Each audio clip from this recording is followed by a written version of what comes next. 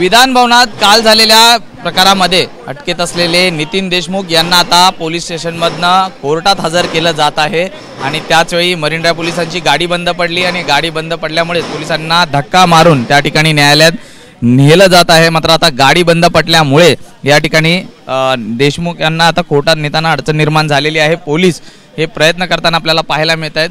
या ठिकाणी जर आपण पाहिलं तर काल नितीन देशमुख आणि दुसरीकडे ऋषिकेश टकले यांची विधान भवनात हाणामारी झाली होती आणि यानंतरच मरीन ड्राइव्ह पोलिसांनी काल रात्री नितीन देशमुख आणि टकले, नितीन देशमुख हे जितेंद्र आव्हाड यांचे समर्थक आहेत तर टकले हे गोपीचंद पडळकर यांचे समर्थक होते। या दोघांवरती काल मरीन ड्राइव्ह पोलीस स्टेशनमध्ये गुन्हा दाखल करण्यात आला आणि गुन्हा दाखल केल्यानंतर त्यांच्यावर अटकेची देखील कारवाई करण्यात आली। या अटकेच्या कारवाईनंतर काल त्या दोघांना मेडिकलसाठी नेलं होतं आणि आज त्यांना आता किलाकोट जे मुख्य दंडाधिकारी न्यायालय आहे त्या ठिकाणी त्यांना नेलं जात आहे। आणि त्याचवेळी या ठिकाणी आपण पाहिलं तर मुंबई पोलिसांची जी गाडी आहे मरीन ड्राइव्ह पोलीस स्टेशनची ती बंद पडल्यामुळे कुठेतरी खोळंबा निर्माण झालेला आहे।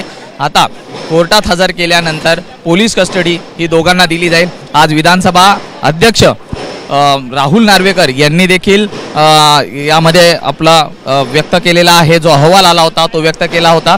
आपण पाहतोय की गाडी बंद पडल्यामुळे पोलिसांना धक्का मारून ही गाडी सुरू करण्याची वेळ आलेली आहे।